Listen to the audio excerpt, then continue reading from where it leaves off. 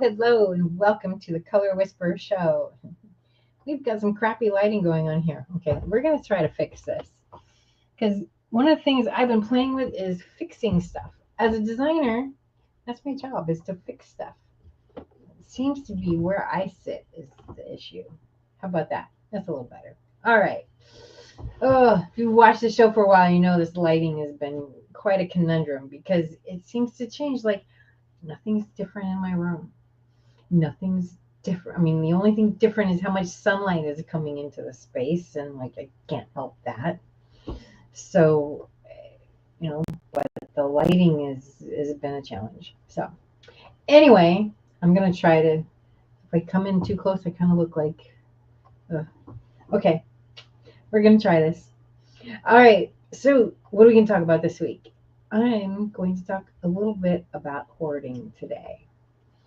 So, I have a couple friends who have a lot of stuff.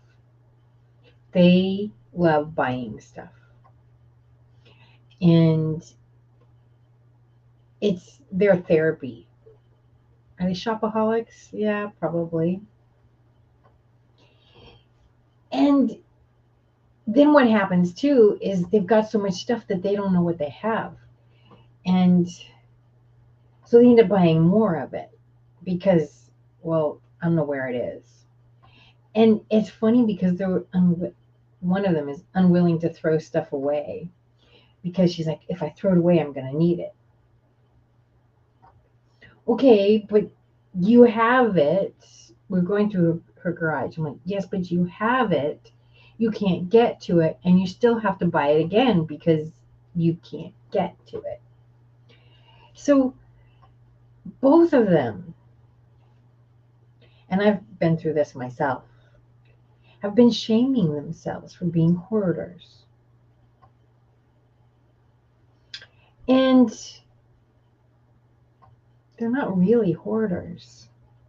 I mean, to me, hoarding is when you're unwilling to give up trash.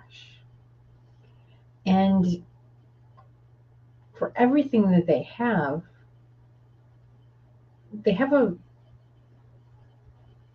okay, I don't agree with all the reasons, but they have good reasons. And they're not abnormal reasons, let's put it that way. Okay, some people are really good at getting rid of stuff, and it's like, that doesn't fit me anymore, out it goes. Other people are like, yeah, I might get back into that. I'll keep it for a little while. Really want to get back into that. I love that outfit. I paid a lot of money for that outfit. And that's part of the problem with both of these ladies is they buy nice clothes and they buy nice things. And they see the value in it.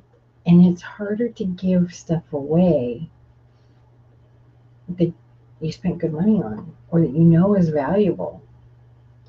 And what I've learned the few times I've worked with people, I don't do a lot of organizing, but I do some organizing, is that, and even in my own giving stuff away, it's easier to give something away to somebody than just give it to the Goodwill sometimes. And yeah, out of your house is a good thing, right? But, for instance, one of these ladies, she has the same color palette that I do, and so we can wear the same clothes. And it is a lot easier for her to say, Jeanette, you can have this, than I'm just going to put this out there into the world. But when we do that, we get to give it another life. She hasn't worn someone's clothes in years, but she gives it to me, and I'm going to start wearing it all the time, right? That's kind of what it's for. But she'll also get to see me wear it. So she gets to see the joy that she gives when she gives it to me. And isn't that part of giving? It's like you get to see how much somebody appreciates it. And when you give something to the Goodwill, you don't get to see that appreciation so much. So it's really important when you're cleaning stuff out. Think, oh, who might enjoy this? Years ago, I had this client who was in her 80s, and she had several relatives die, and everything got dumped at her house, and then her husband got sick, and she couldn't go through all that stuff. And she couldn't go through all that stuff at all. Just emotionally, it was draining. And so I just sat there. I kid you not. I had a huge box. If you stacked them, she had yellow pads and paper. It was easily 10 feet tall. Easily, it was 10 feet tall of paper. And she was 84. She was not going to live long enough to go through all that paper. So I said, what if I donate this to my niece and nephew's school? Oh, that would be wonderful. And that's what we did with it. And they were very appreciative. Had I said, let's give this to the Goodwill, okay, what are they going to do with it? Is it going to get put out? Are they just going to throw it away?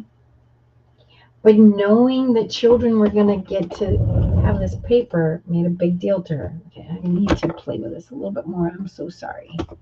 All right. See what happens when things don't work right? It bugs you. It tweaks at you. It gnaws at you. This isn't right. This isn't right.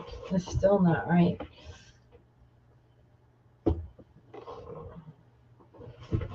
And it keeps gnawing at you until you do something about it. And this is what messes do for you too. They gnaw at you and they gnaw at you and they gnaw at you.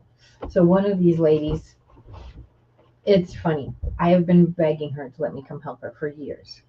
Very good friend of mine. I said, please let me come over and help you. And she's been having some issues with her cats. And I told her about my cat lady that talks to the cats and solves a lot of problems. And she said, well, that sounds interesting. So she called her. And one of her cats said, this house is a mess. It's up to you to fix it. So she called me. She's like, Jeanette, are you still willing to help me? I'm like, yes. Well, Angel says we need to fix this. I said, well, let's do it. So we've been doing it. And creating floor space.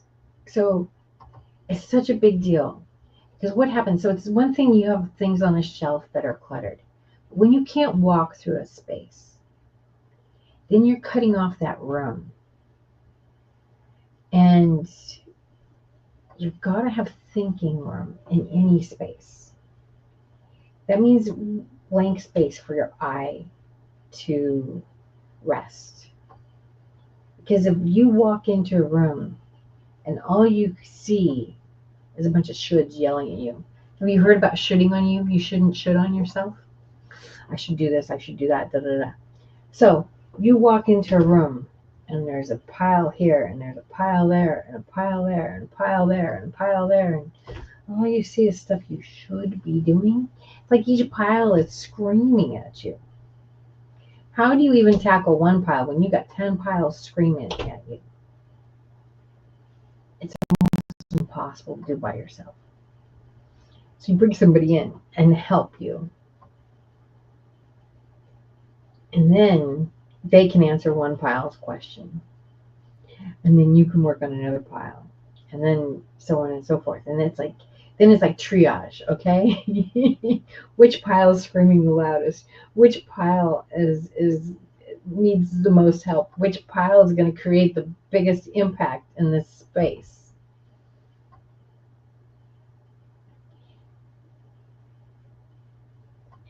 But then you're addressing all the piles, and the piles go away. And one of my friends, she doesn't really want to throw anything away. And I'm kind of like encouraging her, like, you can let this go. You haven't touched it in how many years? You can let this go. And her reply is, it doesn't cost me anything to keep it. And a couple times I said, but it does. It's costing you emotional energy. She said, what? And I said, because it's a mess.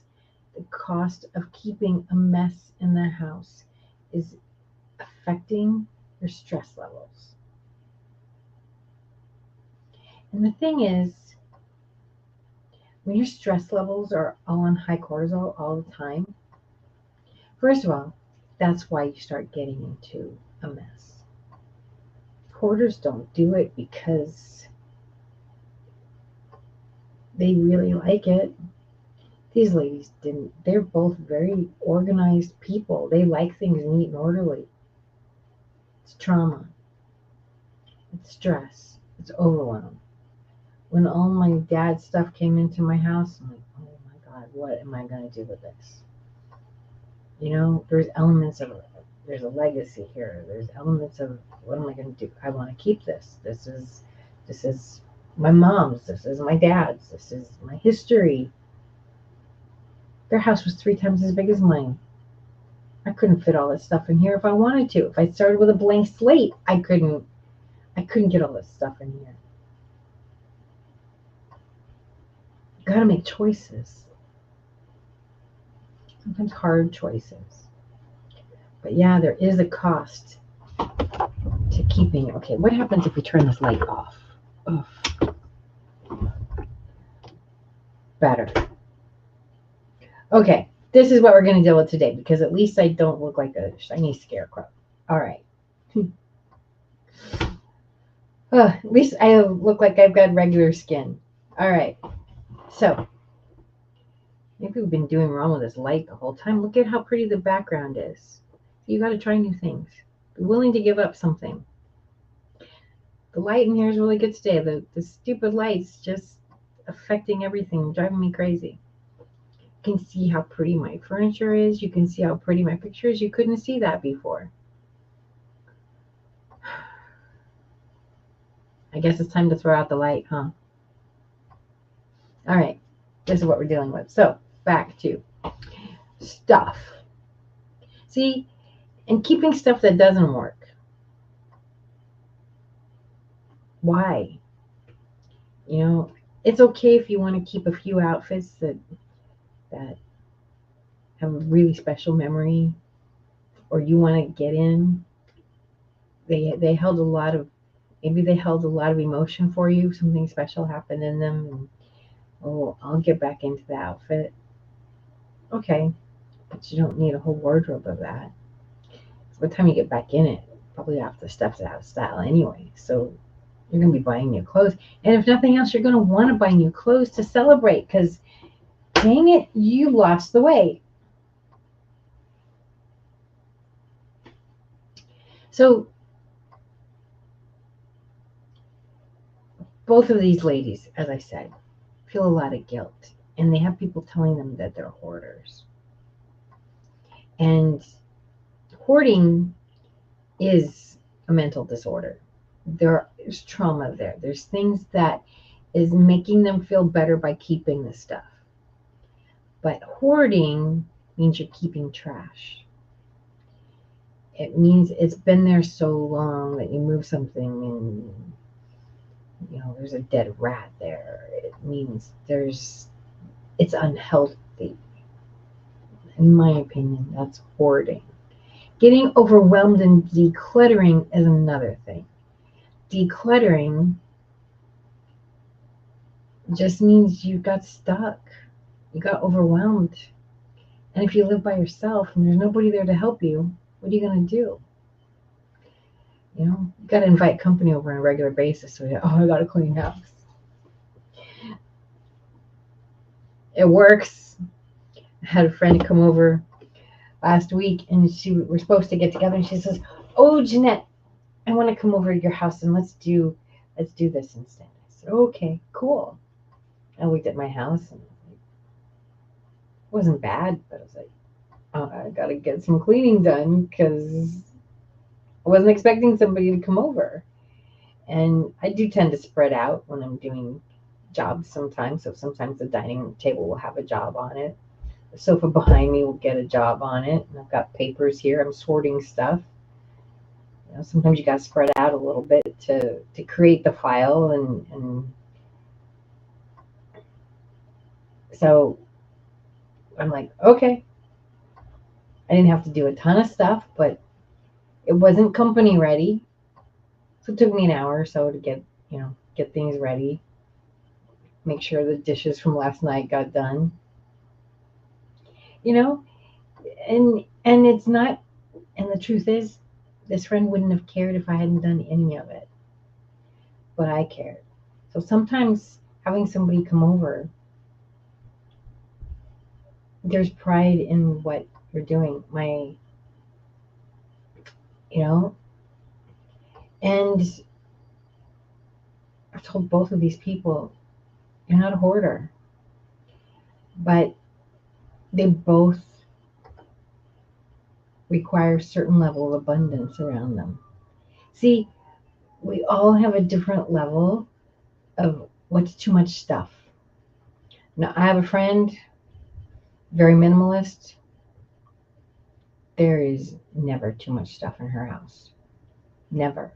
She has a bookcase, it has books on it, it has a couple tchotchkes on it. That's it. On her table, there's a bouquet of flowers. That's it. She has an entry table. It has what's supposed to be on her entry table for her. That's it. Me, I like tchotchkes. I got way more tchotchkes than she does. She would never dream of having the level of tchotchkes that I have. I am by no means a hoarder. I am by no means somebody that has too many tchotchkes, but I enjoy my tchotchkes. I collect teapots. I got teapots all over.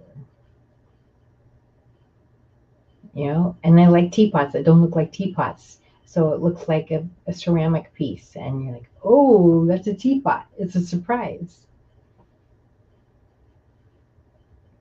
So these are things that I enjoy. And I enjoy being able to look around and go, oh, there's a little surprise there. Oh, look, there's a, I wouldn't call him a stuffed animal. He's stuffed, but I wouldn't really call him a stuffed animal. I have a Harrods mouse door holder. So he's sort of stuffed. He's heavy because he holds the door open. And he's got a Harrods suit on, top hat. And he's just kind of sitting in the corner, and he's there as a little bit of a surprise. I have a beautiful ceramic duck in another corner. He's just there as a little surprise. Now, my friend, who's the minimalist, didn't have any of this stuff. Doesn't have a purpose, doesn't belong here. Out it goes. For me, the house feels naked when I walk into her house. Maybe not naked, maybe it's wearing a bikini. But to me, it's for me to live in that space. It's perfect for her, but for me to live in that space, it feels like it's missing something. Now, I have a friend who has a very English style of decorating her house. I'm a little bit envious of it because I really love it. It's beautiful. And the English, we've been collecting this for centuries, look where everything is useful, but it's also pretty. And there's, that kind of Victorian thing, like we have 10 different kinds of spoons, useful. And it is too much for me to live in. I haven't had anybody who wanted me to decorate that way for them. So I don't know if I can do it or not. I suppose I could do it. I mean, I do everything else. But that's kind of not the way the world is right now. Everybody's going minimalist these days. Oh, we're starting to call it maximalist now. That's a trend now. Isn't that a funny word? Maximalist. We never called it that before. So it's not something new. It's just new in that we've been doing this minimalism thing since 2008, and so that's almost 20 years. So you've got a generation of people that's all they know. So it's new. They call it maximalism. I call it the 80s.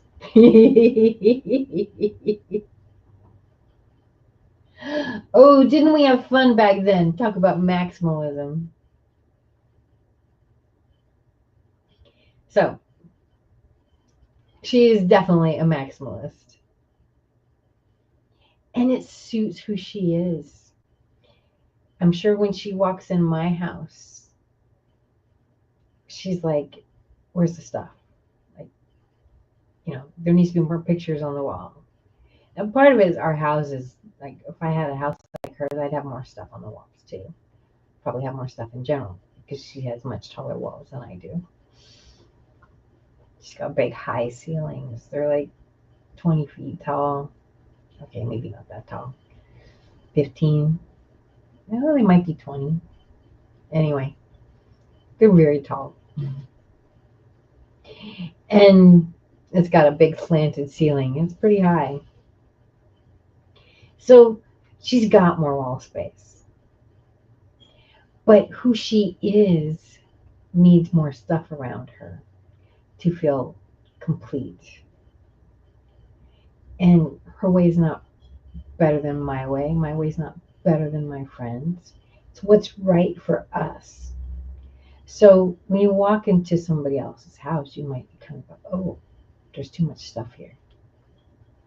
It's too cluttered. It's too this, it's too that. It might just be what's right for them. And that's okay.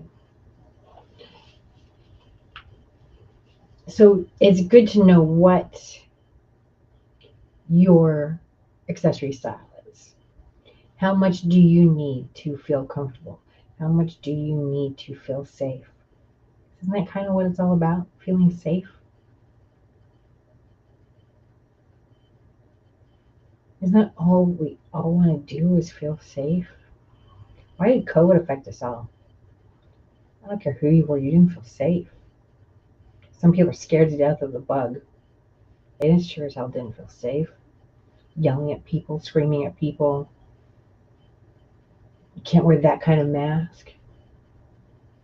They didn't feel safe. Other people got panic attacks in the mask. Other people couldn't breathe in the mask. They didn't feel safe.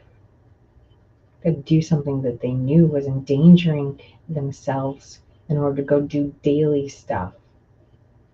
And nobody wanted to hear about that. Oh, hell no. Did anybody want to hear about that? No, no, no. Put on your mask to keep everybody safe. I can't breathe in the mask. What am I supposed to do? I'm going to have a panic attack in the mask. What am I supposed to do? Do you care about my health? No, no, no. You're doing it to keep everybody safe. It's not keeping me safe. So am I just supposed to sit in my home and not go anywhere?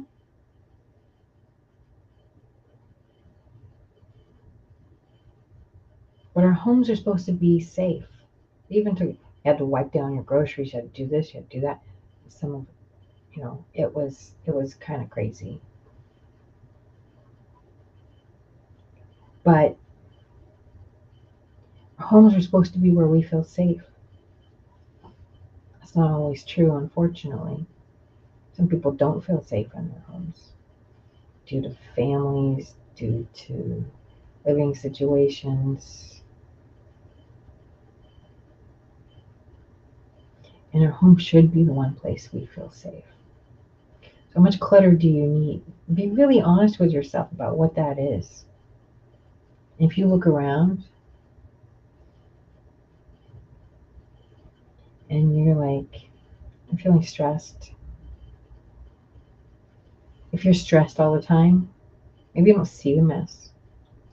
Years ago, I'd walk in my house and I was like, I don't like it in here. I don't like it in here. I was playing with this thing and that thing and moving this and moving that. I did it half a dozen times. And I sat there and said, why am I not doing this right? I know how to do this. Oh, I should have done myself really bad. I said, okay. This was my client. What would I do? So you know what I did? I literally went out to the sidewalk. I walked all the way around the block. And maybe I didn't. Maybe I got in my car. I got in my car and I drove around the block. And I pulled up to the house, just like I was pulling up to a client's house. And I even rang my own doorbell. Well, the door unlocked so I could get in. But I rang the doorbell. And I walked in the house and I looked at it, not as my house, as my client's house. As soon as I did that, I went, I got to do this, I got to do this, I got to do this, I got to do this. You see, what happens in our own house is that things come in one at a time. These two friends I'm helping, I remember when their homes were very neat and orderly. It didn't happen overnight. It took time. And it snuck in. A thing here, a thing there. I found this great skirt. I found this great shirt. Oh my God, there's a sale on jewelry polish. Went to Costco and I have to buy 10 of whatever it is because it's Costco. You're buying a lifetime supply of whatever it is because that's what you got to buy. That's how it happens. Oh, somebody gave me something. Do I like it? Maybe not.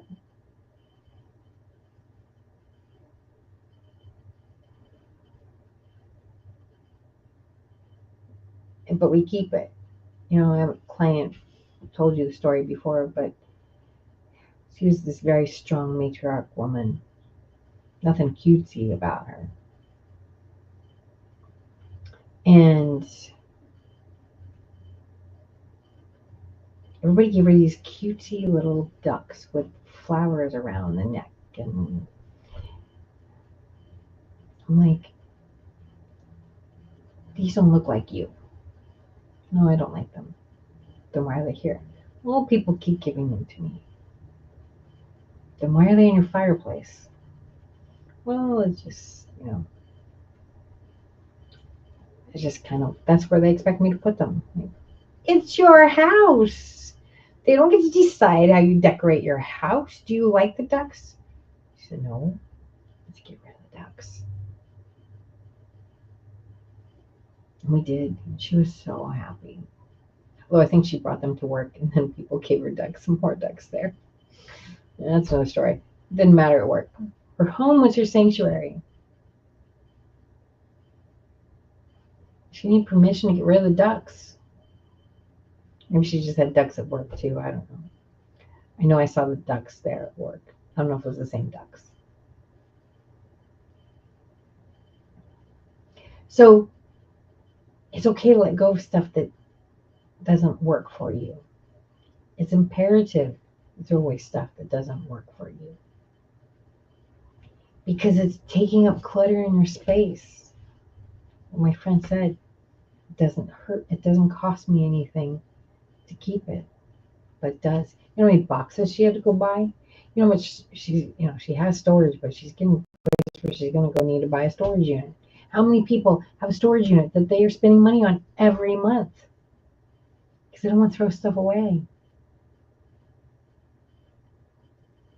You know, when my dad died, we got a storage unit because I was like, it won't fit here. I don't know what to do with all this stuff. So we got a storage unit.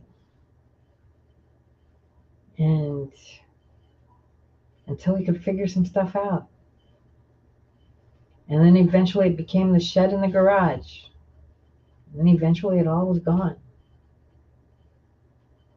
But you got to go through this stuff.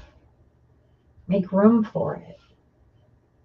Because otherwise, if you haven't seen that stuff in 3 years, do you need it? If it's pictures and stuff like that, okay, maybe. But if they're in a storage bin for 3 years, you haven't thought about them, you haven't looked at them, odds are pretty good you don't need them. And you're spending all that money to, someday I'm going to do this with it. How much exercise equipment? Someday I'm going to get on the exercise equipment. I'm going to release all this weight. Oh, I'm going to keep this shirt, this dress. I'm going to cut it short and turn it into a shirt, or I'm going to roll up this, I'm going to do something to the sleeves, or I need to go sew the buttons on. You've got a closet full of clothes that you're not even wearing all of them. And you have this one item that, needs to be dyed, it needs to be shortened, it needs to be whatever it is. How long have you had it? You haven't done that yet? Give it to somebody. All you're doing is cluttering your brain. That's it. It's just brain clutter. And it is brain clutter. Because you can't think straight. And when you start getting into hallways,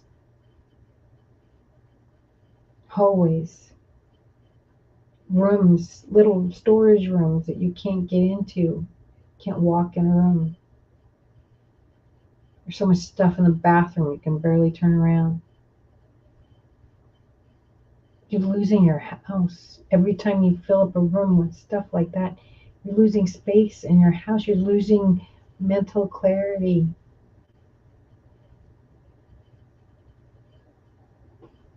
And yeah, you get to that point, you can't do it by yourself. And not that there's anything wrong with you. And sometimes it's just a matter of physically, can you do it? Sometimes having somebody else there to carry boxes in and out makes a big difference. Help you carry the boxes. Maybe the boxes are too heavy. I picked up a box, was it last weekend? Full of beer. Well, there's a box of 7-Up ginger ale, whatever, next to it. Well, I didn't know that this happened. So this is very interesting. There was a bunch, maybe 24 cans of ginger ale. And half of them were empty. So how did they get empty? There's no holes. Tap didn't get thing, but they were empty. Because these things are so old that they're doing whatever they do. So one of these bottles was totally empty, and it had actually popped the top off.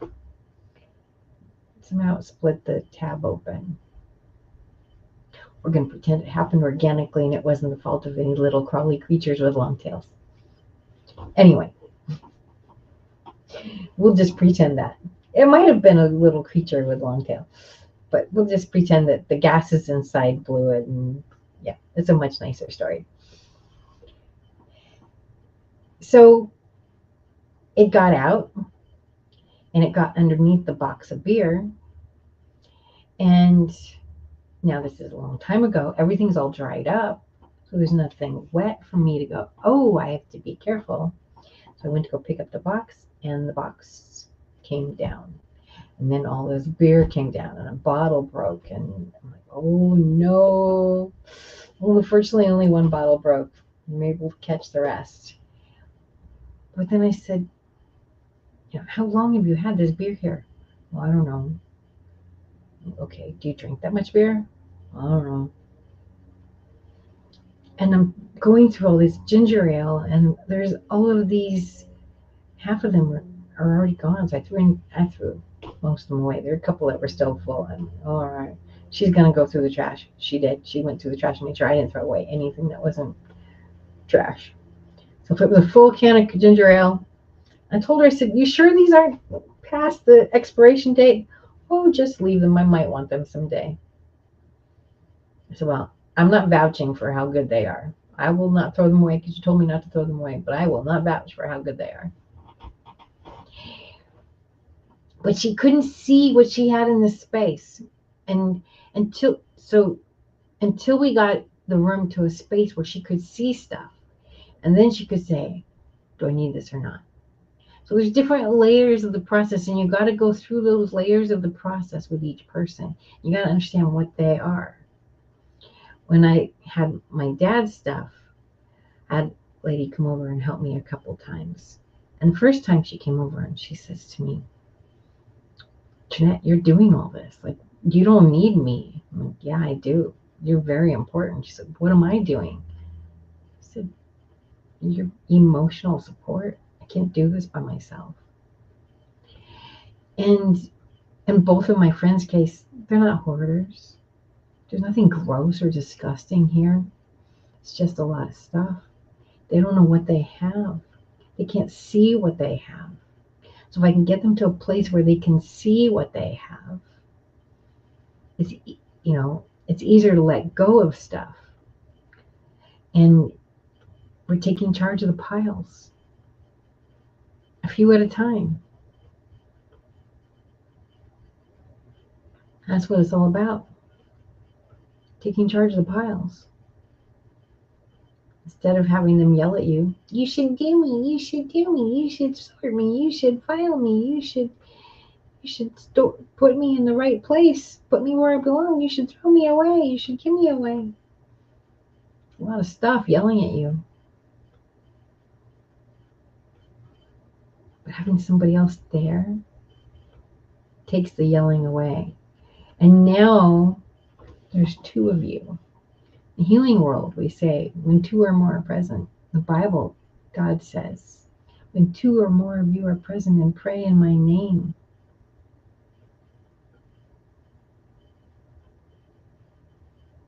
Two being present gives so much more power, so much more strength to go through what's daunting, what's difficult. Because you don't have to do it all by yourself. It's okay to ask for help. It's necessary to ask for help. And you're not doing something wrong. It is my joy to help these two women. One of them, we both said, Jeanette, you don't know how much this means to me. Yeah, I do. Because I've been in your shoes. I've been overwhelmed. I don't know where to start. I can't do this by myself. And sometimes just giving somebody a gift of presence, even if you're just like, there, go for it. Go do that. Go do that. Take that box downstairs. Take that box upstairs.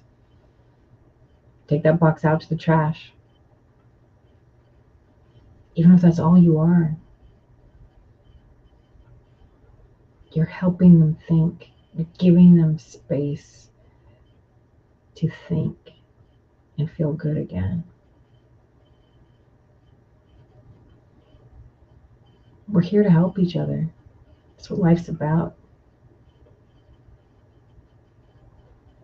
There's all kinds of ways we can help each other. I tell you, I am thrilled being able to help these two ladies because I know what it means to them. I know I'm making a difference. Yesterday I found, let's see, how much square feet did we get? Cleared out. 8, 4, I don't know, maybe 20 square feet of floor space yesterday. That's a lot. That's a lot. My other friend last weekend, I helped her We cleared out maybe 10, it was more, it was probably close to 15, 20 square feet of space. Yeah, it was about 20 square feet. We had 4x8.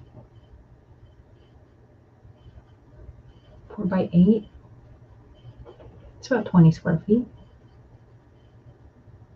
It made such a difference to them.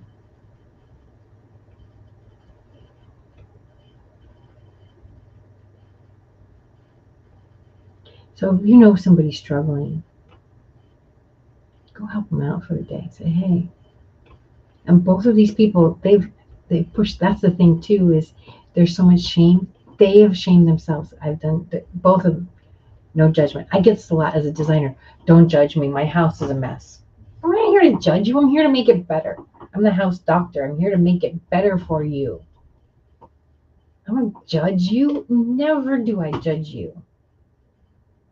When I walk through a client's home for the first time, there's never judgment.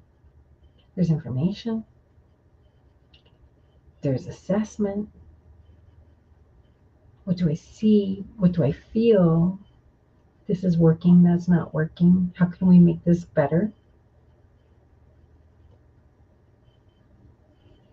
It's not judgment.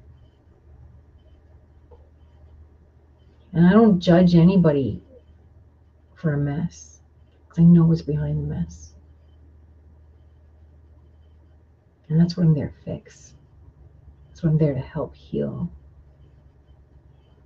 I'm there to get you out of the mess.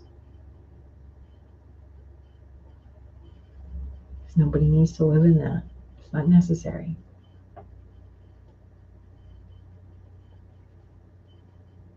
And both these ladies, they trust me a lot.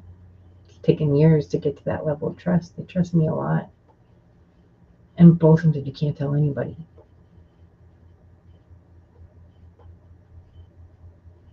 What you see here.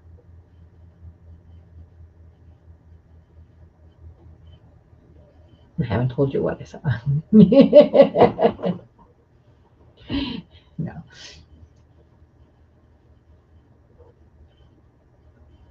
The shame that they felt so deep. I would never shame anybody under their circumstances. Let's fix this. Let's let go of stuff you don't need. Let's organize it so you can see what you have. Because if you can't see anything, you don't know what's there. Ever clean out your closet? And you're like, oh, dang, that's where those shoes went. I haven't worn those shoes in like 5 years because you didn't know where they were. And maybe it's a happy find. Maybe it's like, why am I keeping these? Maybe they've got so much dust on them and everything. They're not even good anymore. Dust does destroy.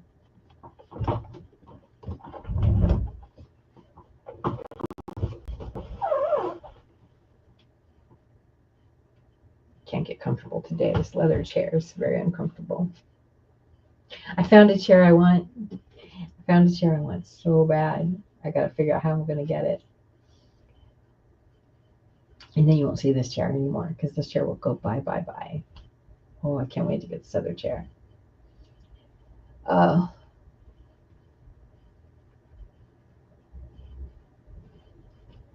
So I think I've rambled on quite a bit today.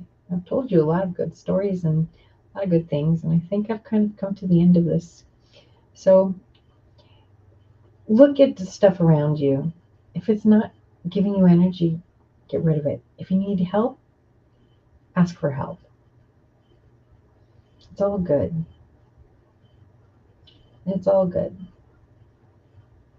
Mark, are you there? Can we go to do some kendo spice? Oh, there's a bug there. Oh, can you see that thing? It's annoying. Go away. I guess Mark's not there. He's going to wait till 12. Sometimes he gets busy doing other stuff, and that's okay. But that means we get to talk a little bit longer. cannot believe how good this light is without the light. There he is. Hello, Mark. I cannot hear you. Since you want to go to Kinder Spice, We can go do some Kendu Spice. that's cool. You having a good conversation. I know about hoarding. I hoard too much. I have papers all over the place. I don't hoard a lot of other stuff. I hoard lots of papers. And then I sometimes wonder, why do I still have these papers? And then I wind up needing the papers. And then I'm like, well, that's why I kept the papers and everything like that. But yeah, I got tons of papers. And then I You hoard know other what I stuff too. found out? Do you know what I Huh? found out? Do you know what I found What? out? What? If, if the IRS audits you, so legally they can go back 7 years.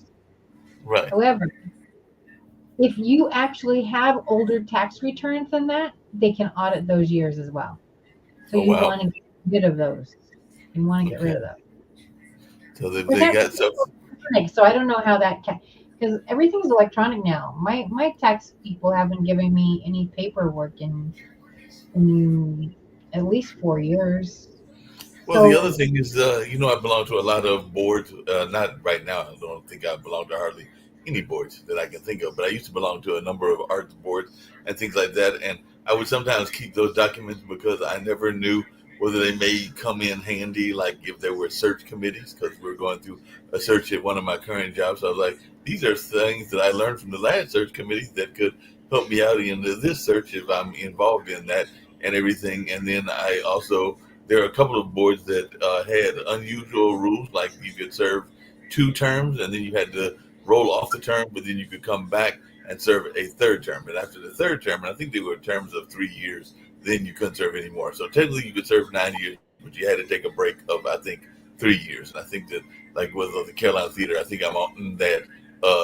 I'm past that 3rd year break, so I technically could come back and everything like that. So there are a number of organizational boards like the Durham Symphony, the Mallarmé, and even some festivals. And we're thinking about bringing the Blues Festival back. That I have documentations from those festivals and everything like that.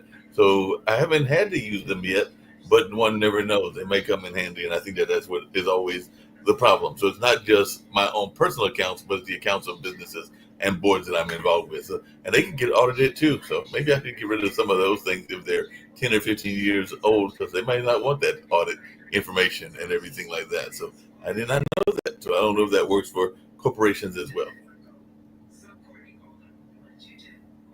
yeah, I don't. I mean, I don't know how that works either. That's not the only boards I've been on is ASID, and I don't have any paperwork from that. They don't care. It's like the next person. It's done. Gotcha. So, Well, we'll get to Ken do spices. You having a fun conversation about the hoarding and everything like that. I might have to do some de-hoarding this afternoon or a day over the weekend and everything like that. So we'll go out and check out some Ken do spice and have a fine time. And we'll see you back next week. But it's always good seeing that smiling face. If you're not careful, we might go around and have because I've got my spinning chair too, a spin the chair contest after Ken do spices and everything like that. So because I got my spinning chair as well. So maybe we'll have a spin the chair contest. But on that note, see, on that note, we'll get ready to go out with some Kendu spice. Here we go. You know how people love to enjoy food and don't understand how to flavor their food or how to replicate a meal? They're interested in supplements but don't know where to begin? Well, what I do is I take the guesswork out of enjoying flavor and wellness with my flavorful spice blends so that they can create delicious meals with healing benefits. Can Do Spice was created to help cooks at any level enjoy healing through food. Every spice blend was designed to give added health benefits of natural herbs. Every blend is complete. There's no need to add any additional spice for a delicious meal. Saving you time and money while adding supplements to your meals can be both tasty and fun. My earliest memories in the kitchen began with my father, Kenny Can Do Bond, so it was fitting that I would name this line after him. I have always looked to natural remedies to supplement the body, and I found myself hiding herbs and minerals in foods for my family. That's when it hit me. Everyone needs Can Do Spice. Everyone should be having this. It's an exclusive brand for cooks at any level who want to create flavorful dishes with healing benefits that can satisfy the body and soul. Add a little spice to your life. Give Can Do Spice a try.